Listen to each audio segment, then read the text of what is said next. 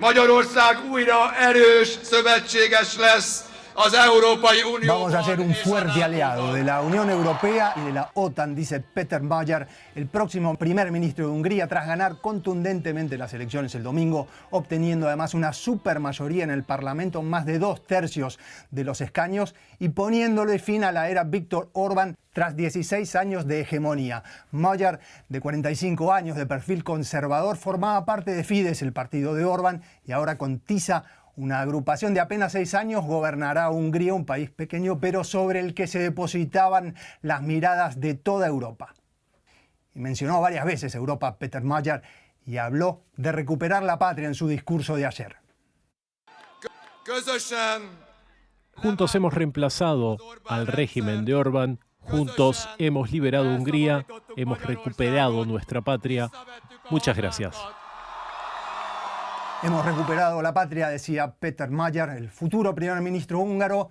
Bruselas, Moscú, Kiev, Washington, todos miraban con atención lo que sucedía ayer domingo en Hungría. Esto es DW Actualidad en Análisis y vamos a hablar de Hungría y de las repercusiones que va a tener el triunfo de Magyar con Ricardo Marquina, que está en Budapest, y con Ana Lázaro, periodista Ana Lázaro Bosch, desde Bruselas. Muchas gracias a ambos. Mi nombre es Andrés Goldschmidt.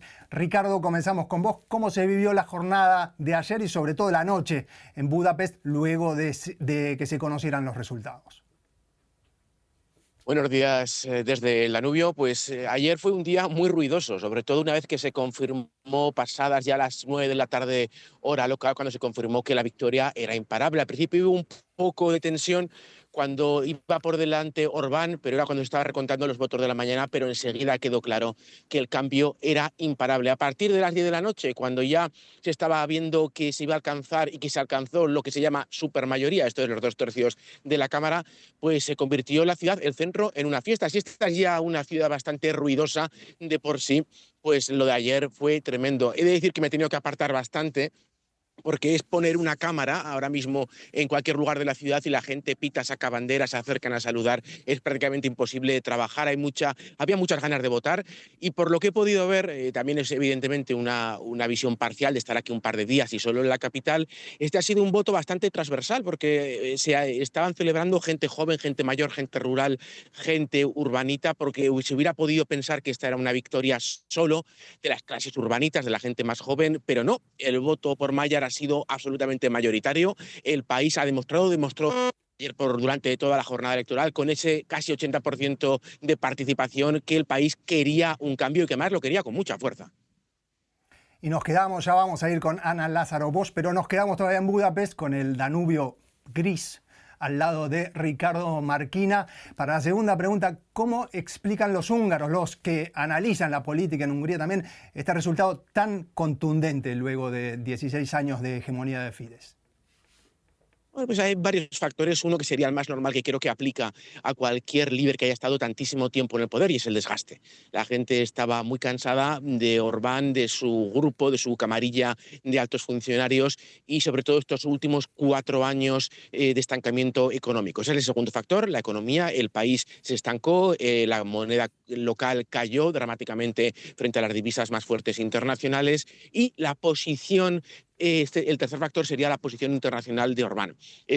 Apostar por el Kremlin, apostar por Trump y sobre todo este último tramo de este último año en el que se han filtrado esas filtraciones, esos audios que demuestran que el gobierno de Orbán era una quinta columna del Kremlin dentro de Europa, y el apoyo de Donald Trump a su candidatura, que yo creo, y esto es una opinión absolutamente personal, que ha sido tóxico para la campaña de Orbán. Él pensaba que sumaba, pero el apoyo de Trump seguramente ha restado mucho. Pero al fin y al cabo casi todo se suele reducir a lo más humano, la economía. El país se ha estancado y después de tantos años de Orbán, mucha gente deseaba un cambio.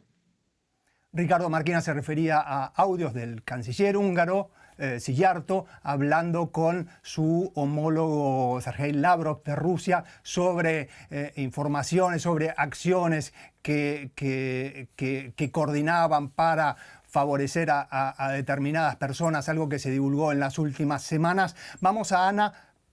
Y siguiendo con el tema, Magyar dijo que los húngaros le dijeron sí a Europa. ¿Cómo recibe Europa? ¿Cómo recibe Bruselas el resultado y por qué? Yo diría que Europa ve este cambio con alivio y también con optimismo. Lo ve como una posibilidad para reiniciar, para retomar las relaciones con Hungría a partir de cero, porque hay que recordar que estas relaciones estaban extremadamente deterioradas. Hungría se enfrentaba con la Unión Europea por casi todo, por Ucrania, por la situación del Estado de Derecho, por los derechos de la comunidad LGBTQ. Incluso en los últimos tiempos, Hungría había bloqueado decisiones muy significativas como la ayuda destinada a Ucrania. Y entonces, pues evidentemente, en este momento, aunque nadie dice que vaya a ser fácil, confían en que esta relación vaya a cambiar y a mejorar sobre todo. Claro, porque Ricardo, el perfil del candidato ganador no deja de ser el de un político conservador con valores tradicionales, pero nos quedamos en Europa. ¿Qué cambios promete el futuro primer ministro en concreto en cuanto a la relación con Europa, en cuanto a la relación con Rusia, o por lo menos lo que vos pudiste rescatar en los últimos días en la campaña? La campaña se ha centrado sobre todo en temas de corrupción. A menos Mayar, su parte de campaña la ha centrado en temas de corrupción, en luchar contra la corrupción, que es una de las cosas que le exige Bruselas, una lucha contundente contra la corrupción que en este país, por desgracia, ha pasado a ser sistémica. La corrupción no es un problema en este país, la corrupción es el sistema. Entonces, hay mucho que trabajar y es una de las promesas de campaña. Mientras Orbán se centraba en temas internacionales, Mayar se ha centrado sobre todo en la lucha contra la corrupción de un partido que ha extendido sus tentáculos durante esos 16 años. Con respecto a la relación con Europa, ha prometido reconstruir los puentes que están rotos efectivamente por la posición siempre de confrontación de Orbán con Europa, antagonizando cualquier cosa que salía de Bruselas, presentando a Bruselas como un mal que estaba pudriendo la sociedad occidental. Por lo demás, como comentabais, Mayar es un tipo de derechas, es un tipo conservador que no ha querido entrar al trapo en los temas que podría compartir con Orbán, el tema migratorio, el tema del control de fronteras, de la identidad cristiana del país. Ese tipo de cosas han quedado para Mayar, para la oposición, en un segundo plano, porque sabe que era un tema que estaba monopolizado por la extrema derecha, esto es, por Orbán. En el tema europeo, sí, hay una esperanza de que a partir de ahora haya al menos la posibilidad de reconstruir esas relaciones, y después del discurso de la victoria de ayer, más todavía, porque sabemos que de las primeras visitas que va a hacer Mayar una vez que tome el puesto, será el primero Polonia, que es el referente en esta parte del mundo, y después Austria, y después la Unión Europea, Bruselas. No va a visitar Moscú. Moscú queda relegado, ese era el gran temor de Bruselas. Así que tenemos la mano tendida por parte del que será nuevo primer ministro del país. Y seguimos con este tema, con la relación con Europa, y por eso estamos con Ana Lázaro Bosch, que está en Bruselas, para preguntarle un poco lo mismo. En migración, por ejemplo, en la cuestión de energía, ¿no se esperan grandes cambios en la posición húngara o sí? ¿Y en qué se esperan? Si se esperan algunos cambios fundamentales o sustanciales desde Budapest hacia Hungría, Ana. De Budapest hacia siguiendo Bruselas, los temas, en Bruselas, sí. Siguiendo un poco los temas que me has comentado, me hablabas de inmigración. En este ámbito, efectivamente, no se esperan cambios. Peter Magyar es un conservador y ha dicho que está decidido a mantener la política de firmeza y a defender un control estricto de las fronteras. Eso sí, se espera que tenga un tono un poco más conciliador que su predecesor, que esté dispuesto a hablar, a negociar. Y también hay que decir que, de todas maneras, en Bruselas en general se está endureciendo la política migratoria, así que no irá muy a contracorriente. En materia de energía, ahí puede ser que haya cambios. Hungría depende tremendamente de Moscú en esta materia y precisamente por esto tenía bloqueadas las ayudas a Ucrania porque exigía la reparación de este oleoducto que se llama Druzhba y que atraviesa Ucrania y que había sido bombardeado. Ahora Magyar lo que ha anunciado es que quiere cortar esta dependencia de Moscú, se da un plazo largo, se da hasta 2035, pero digamos que hay una tendencia en este sentido que podría cambiar. Ahora, los grandes cambios que espera Bruselas, pues uno de ellos sería precisamente la relación con Ucrania y con Rusia también. Orbán había bloqueado el último préstamo de ayudas a Ucrania. También mantenía bloqueado el último paquete de sanciones contra Rusia. Ahora se espera que todo esto pueda cambiar. Como comentaba antes, nadie dice que vaya a ser fácil, porque también ha dicho que no está dispuesto a enviar armas a Ucrania, pero sí que se observa un cambio de tono importante y se espera que las relaciones sean mucho más fluidas. Y sobre todo lo que espera Europa es que Hungría mejore y haga las reformas necesarias para que se vuelva a instaurar un Estado de Derecho. Vamos a ir a ese tema ya mismo con Ana Lázaro Bosch.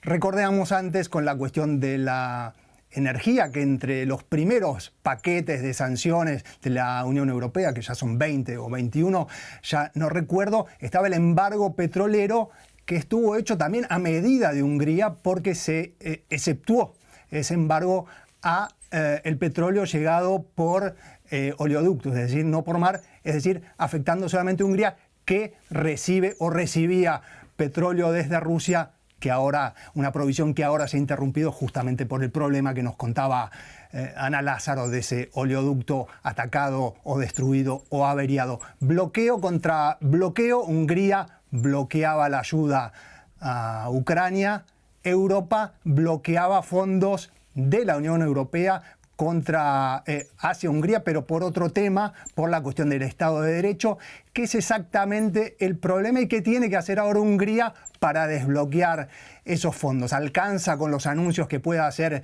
el futuro primer ministro Peter Magyar o cómo es el cronograma en concreto, Ana? Bueno, pues yo diría que es importante recordar que la cantidad de dinero que tiene bloqueada Bruselas no es banal. Se trata de 18.000 millones de euros de fondos europeos.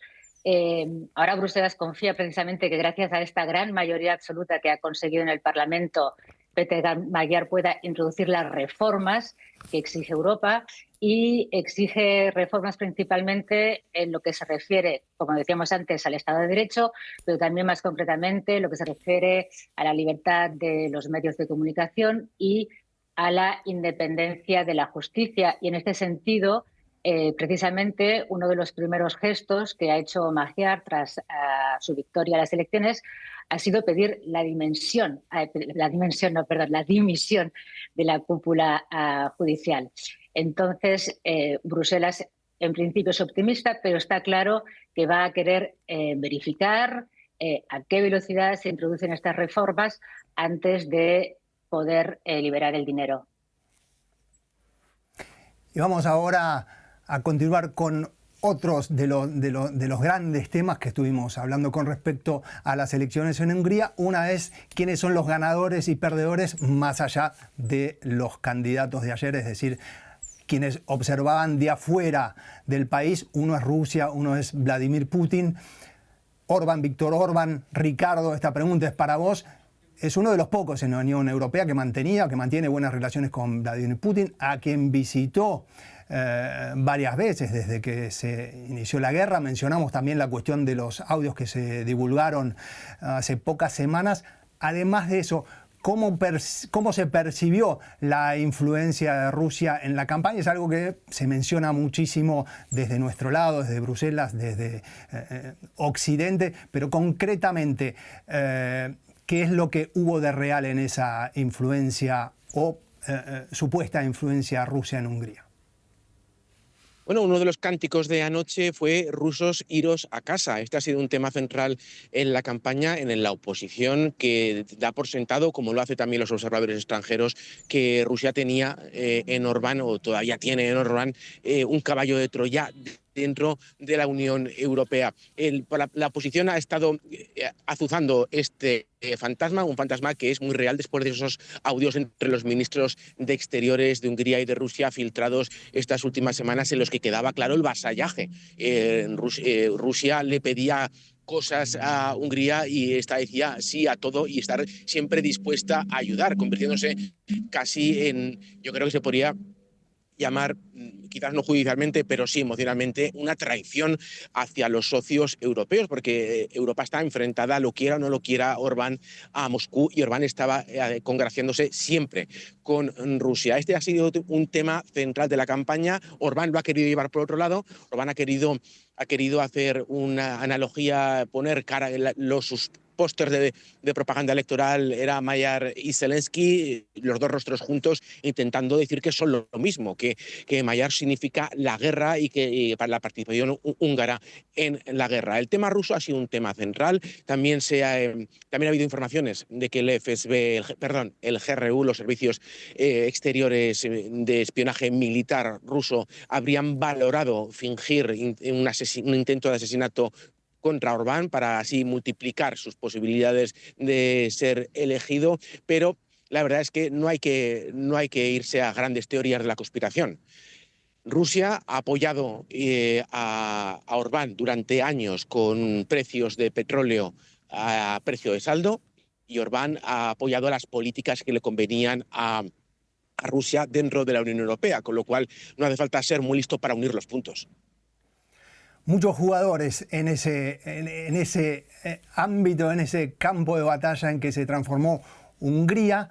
Entre los perdedores, Ana Lázaro también está, o entre quienes lamentaron el resultado, está la derecha populista, ultraderecha, como quieran llamarlo, de Europa.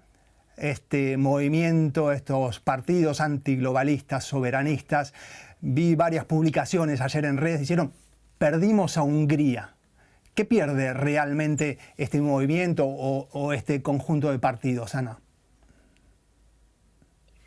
Pues efectivamente pierde a uno de sus grandes valedores dentro de la Unión Europea y dentro del Consejo, donde se reúnen los diferentes Estados miembros, porque había sido uno de los elementos que más medidas había conseguido retrasar o bloquear en los últimos años, ¿no?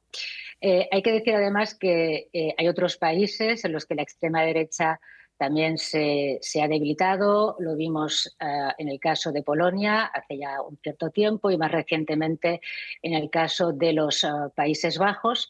Pero me atrevería a decir que eso no significa que haya un cambio de tendencia global dentro de la Unión Europea.